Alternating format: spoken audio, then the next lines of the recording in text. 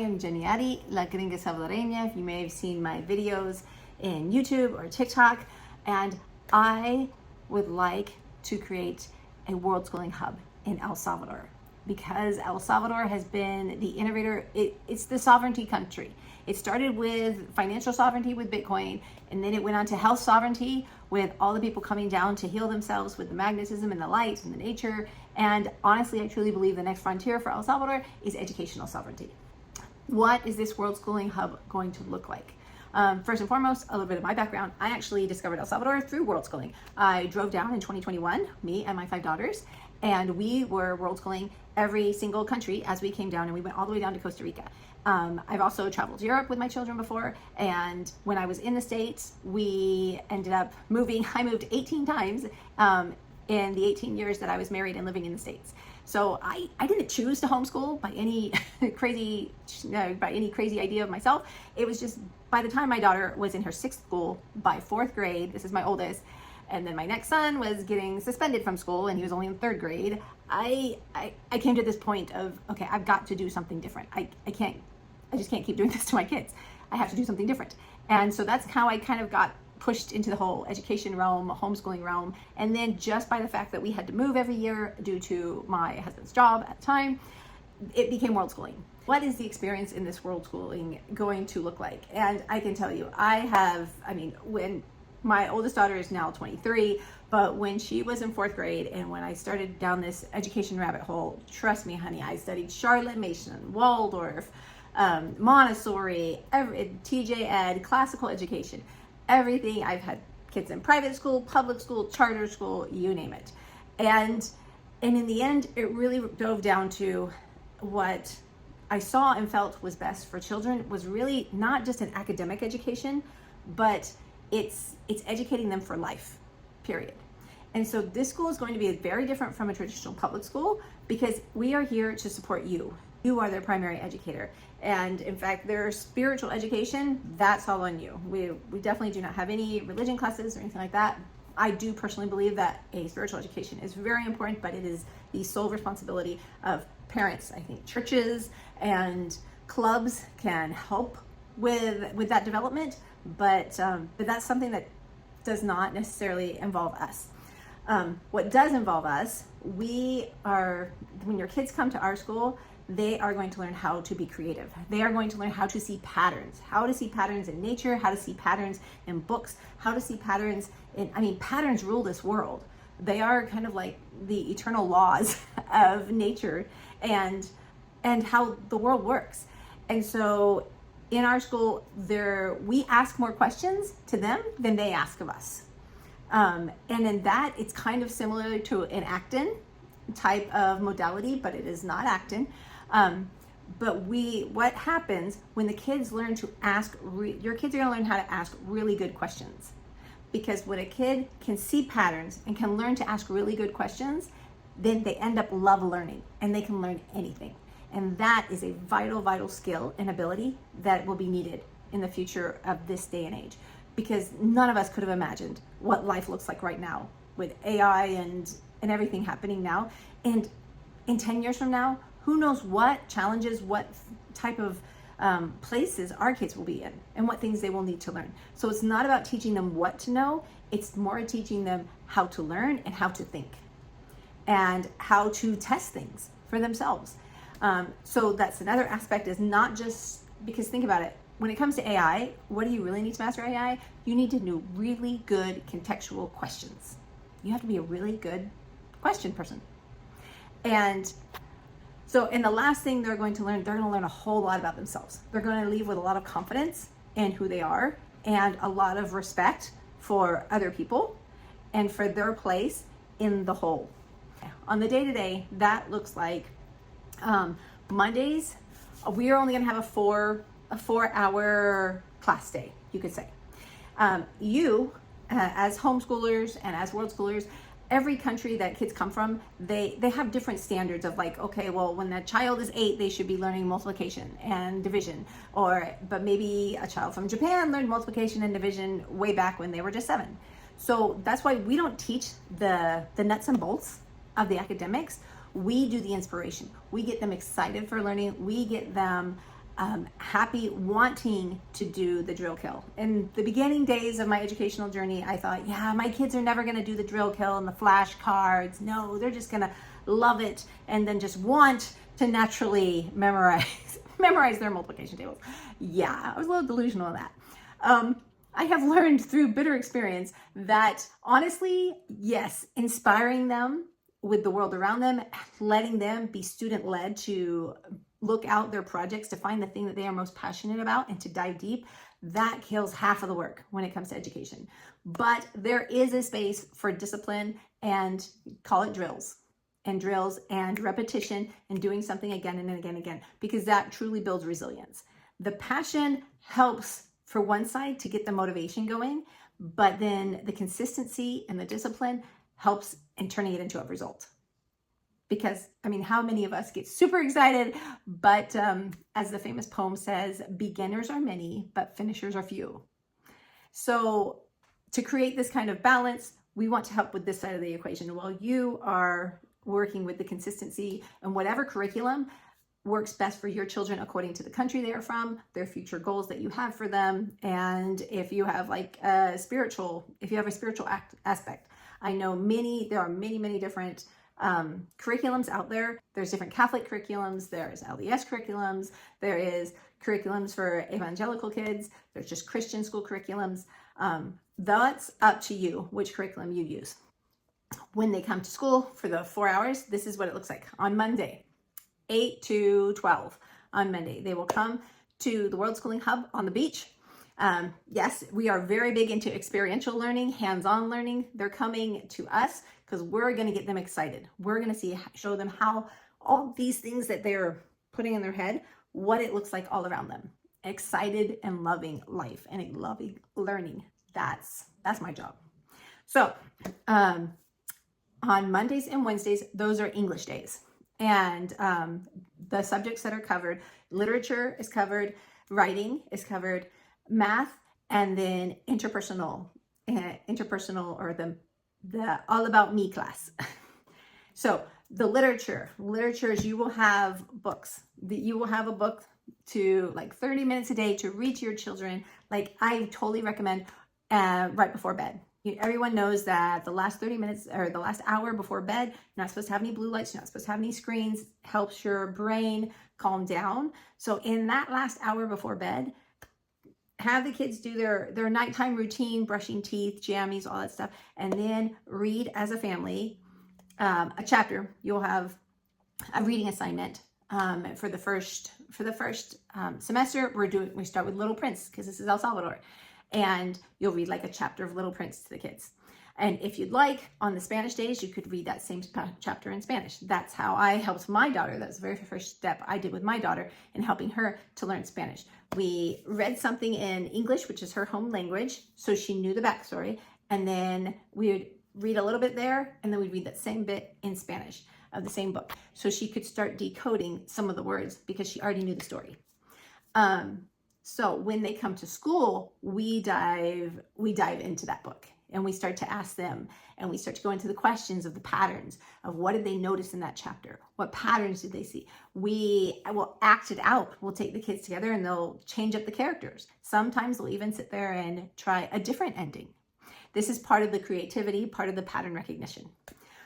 Next is the writing. Again, you are in charge. Your curriculum that you choose is in charge of the grammars, because the grammars is partly the part that most children avoid the most.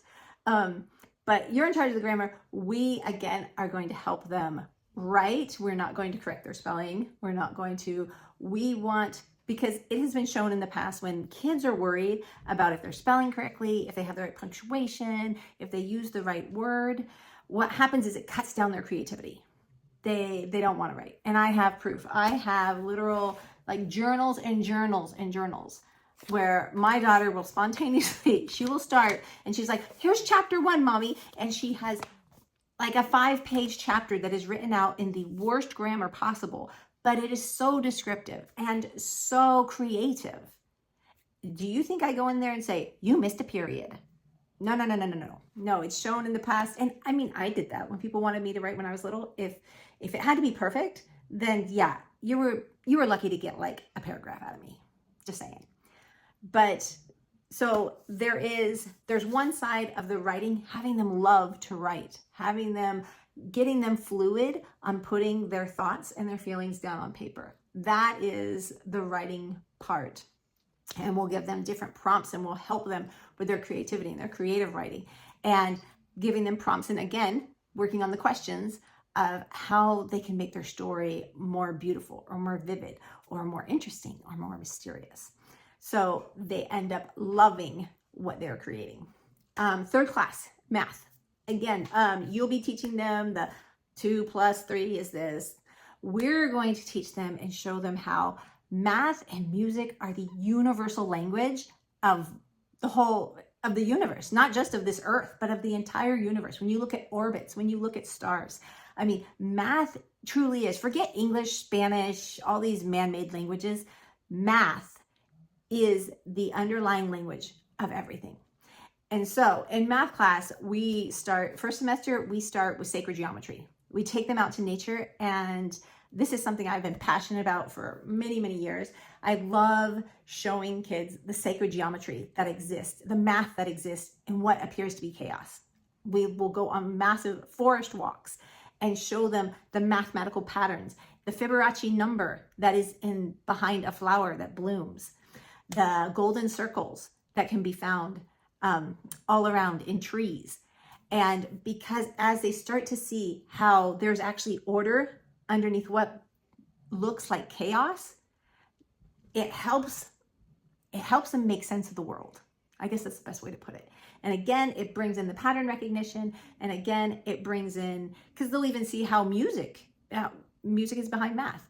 Even the most creative sides, you'll see that modern art really started to kind of fall apart when they started abandoning the math that was behind the great artworks of the past. And so in that way of helping them discover this universal language, your kids will start to see layers. They'll start to see the layers on what a surface layer looks like this, but they'll be able to go to a deeper layer and even a deeper layer. And especially, and that comes from a mathematical foundation. And that's what makes the 3 × 3, why do I need to know this? What makes that worth it. And maybe it's just because I have an engineering background, I have a degree in engineering, that I love to see these patterns and these layers, but you'll be amazed at what your kids will get new eyes. That is for sure. Okay, last class on English Day is all about me. Now we have a massive blessing in that we have Christy Jones was a social emotional learning coach for almost all of the LA school districts. For 18 years, she taught principals, administrators, teachers, and children how to regulate their emotions, how to calm themselves, how to interact with others without reacting. And she is a master. And we are super blessed and privileged to have her in El Salvador. And the best part of that is as she's teaching your kids the techniques of how to relate to others, how to regulate their own emotions, that will be passed on to you, because as anybody who's worked with children knows, it's never just a kid problem. It's because your kids are these lovely little carbon copy mirrors running around and shining back to you your own stuff. And so kids are just kids. They're just wild and free and loving. We're the ones that are trying to rein them in. And so to do that the best way possible, it helps create good relationships. So Christy has been doing private counseling with families and kids for a long time. And as she says, it doesn't do any good to teach a kid these things if they go back to the same environment, especially if that environment's not safe. So you, by enrolling your children in this part of World School, El Salvador World School, you will actually be getting some family counseling and some child psychology lessons. So you can improve your relationship so your child can have a better relationship with themselves. That is Monday, Wednesday, English days. Okay. Tuesday, Thursday, these are Spanish days. So the teachers are all going to be speaking in Spanish. In the beginning, we'll probably speak they will be speaking slowly and intentionally. And if a child can ask what a word means, but they have to ask in Spanish. So that's what we will start from the beginning. is make sure they know the basics of how to ask basic questions in Spanish, like ¿Cómo se dice? Or ¿Qué quiere decir? What does this mean? So they can always, questions are super encouraged in our Worldschooling Academy. So what happens is they will have a Spanish class. Well, it will be fun where they will practice Spanish, speak Spanish, and it will be fun to try out lots of different Spanish things. The second class is going to be science. Science will be in Spanish because science is going to be, well, our first quarter, the science is of course marine biology, because we're on the beach. What better to use, right? So they will be going out and they will be looking and discovering down the river that runs beside, right beside where our beach place is, and going out into the ocean, asking questions, discovering, asking their own questions, figuring out the things they are most curious about, of how the ocean works, where the waves come from, marine biology. Why is the shell shaped the way it's shaped? How does this animal get their food?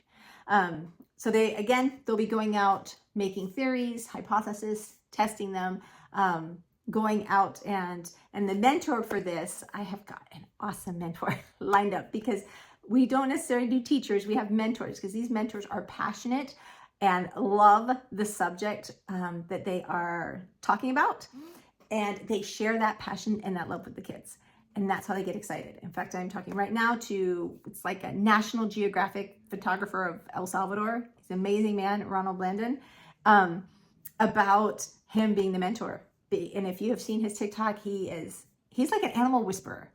And so, yeah, so just in the work that he does, he will be so inspirational and such a great wildlife guide for the kids. And that's kind of the point, is to get them curious, to get them loving what it is they're learning. After science, we will have social studies, which is kind of going to be like history. And history is we're going to talk about the history of El Salvador. Now, first semester, again, we're talking, this is ancient past, the first semester. That's why we cover sacred geometry and math. That's why the literature we're going to use literature from way back, way back. And that's why our writing will be about stories and fables. Some of the original myths, as I said, we're going to read Little Prince, but we'll also read some of the original myths, like the Cadejos of El Salvador. So first semester, it's ancient stuff. So in that, we're going to learn about Mayan history. When we study history, we're going to learn about the Mayans, the Papils, and the Lamp, see what their civilizations came up with. Of course, we're probably going to do a field trip to Joya de Seren, because where else better to see that than at Joya de Seren? So that is history class, El Salvador history class. And then the last class is, as we had the About Me, the interpersonal class, that's on Monday and Wednesday. On Tuesdays and Thursdays, we have community class. This is about community and service, and about how they are part of creating solutions for their communities, finding problems and creating solutions, and also serving in their community, finding ways that they, even as kids, can serve and help and lift others in their community. And a great example from this actually came from someone I highly respected and revered, and created the first private alternative school on the beach, Andy Chambers. An ONG, a nonprofit, built this bridge across the river in El Zonte. But the problem was there was no lights. So it's kind of dangerous and hard to get to it and hard to get down from it. So the kids at Playa Vida, his school, they came up with the solution to have different businesses sponsor and pay the bill for, one business per month. And then they created a plaque, and they put the business advertising for the business up on the plaque of the bridge, saying, "Hey, it's so great that you can see your way home tonight. Do you know that this business is paying for you to see your way home?" And then that business came in and talked to the kids all about their business. And in that way, they solved problems and saw how they could create solutions for their own communities. So that is Tuesdays and Thursdays. Those are our Spanish days. Now, Friday is a totally different day. Friday is when we go, and it's about application. Friday's all about application. And Friday, we will either have the kids will be presenting on their projects, giving updates on the projects that they are working on during the week for maybe a specific class. Or we will have an outside expert come in, or like a local business come in and teach us or show us something that they are passionate about, some problem they are creating or solving in society, in the world. So we'll have 1 hour, it's going to alternate. Not every week will the kids be presenting. It will be like 1 week we'll have a visiting expert. The next week the kids will present on, and in that way the kids get trained in confidence, in elocution, projecting their voice, also in presentation skills, even from the time they're little. Because I don't know how much you know about this, but I've seen through my 7 children that the younger they start learning to use their voice and to speak with confidence, the more that confidence builds as they grow older, the more, honestly, the more respect they have for adults, and honestly, the more adults respect them, because they know how to carry themselves, they know how to present, and they lose a lot of that fear. That's another big thing I've seen just in the difference of, say, public school kids and versus homeschool and private school kids, is that adults are seen as resources. They're seen as allies and colleagues and mentors for private school and homeschool kids. Whereas public schools, adults are the authority figures. They're the ones that you fear. You don't talk up, you don't speak up, you don't ask questions because you don't want any unwanted attention. And I don't agree with that. I've just seen that usually the kids turn out better when they, as I've said to my kids before, when they know when to stand up and when to shut up. Because there's a time that you abdicate to authority, and there's also a time that you need to stand up for truth that maybe nobody else will stand up for. So that is going to be 1 hour on Friday. The rest of the time it is field trip. So we have a field trip every single week on Friday where we will go out, and the field trip will apply to the classes during the week. As I said before, it may be going to Joya de Seren, do that ancient Papil archaeology site where we'll see the little houses and the civilization that was there. Or maybe we'll go to Walter Denninger and we'll do some forest journaling. And Walter Denninger that has the zip line, it has the rock climbing, it has some hiking. Maybe we'll do that. Maybe we'll end up going to the Tamanique waterfall and looking for fish and different wildlife or animal or water creatures that's in the river up in Tamanique. So that is what El Salvador World School looks like. That's kind of the dream, and that's the scope and its intention and what it is out there to do. How this works financially is I really want to make it accessible to practically everybody that can do it. So instead of following the private school model of it's one big matricula and then, one big tuition every month, I've never done this before. So we're figuring this out as we go. For this first quarter, going from August to November, what I want to try and do is I want to do that you can pay per course. So for example, if you do the English course of Monday, Wednesday, it's $100 for the Monday, Wednesday, if you want your kids to come on Monday, Wednesday and get those classes. If you want Tuesday, Thursday, that would be another $100. And if you want the Friday of the practice of speaking, of presenting, of sharing, and of the field trip, of the good, at least it's going to be at least 3 hours, probably most days it might go a little over 3 hours, of the field trip. Friday itself is just $100 because we've got to rent vans, and $25 for a 4-hour field trip is not a bad tour price. So but the other limitation, even though each of those courses are all worth $100, a kid has to sign up for at least 2 of them. So if you want them to do Monday, Tuesday, Wednesday, Thursday, and not do field trips on Friday, that's fine. If you want to do all 3, that's fine too.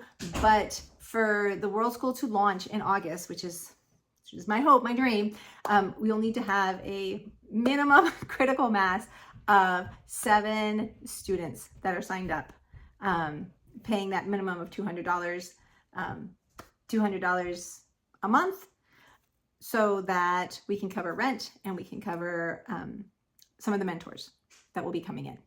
So that is what the logistics look like. And this is in Playa San Blas. So if you go down past condominios and then you turn that long strip, the long road that goes all the way down to Sabas Resort.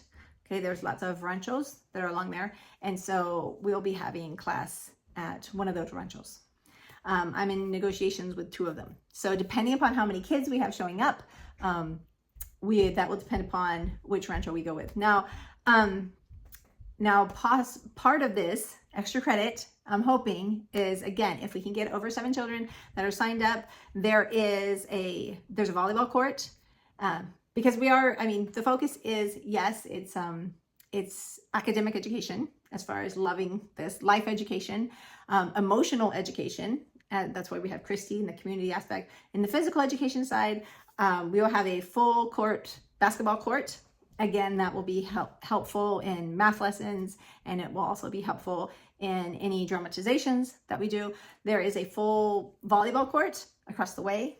So if we need to, we can have a break in class and we can go and play some volleyball, because there's lots of applications to sports. There is a pool if we need to do any science experiments.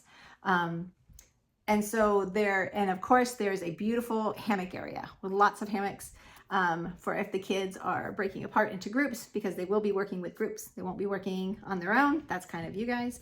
And the homework, the work that they do at home is more working on your own kind of work. When they come to school, they're going to be there to work together and to get feedback from their mentors. That's kind of the purpose of school in the future. It's about getting feedback and learning how to work together as a group and working with others and those interpersonal communications. So the facilities are awesome. I'm also working to connect with to get some groups going on. So if you'd like your kids to do surfing lessons, I have a few surfing instructors that I'm working with to get kind of a group reduced rate. So maybe after the 4 hours of school, maybe Monday of every week or Wednesday of every week, I'll have these surfing instructors contracted. They'll come down and they can do surfing lessons with your kids, because that's another great perk of living in El Salvador.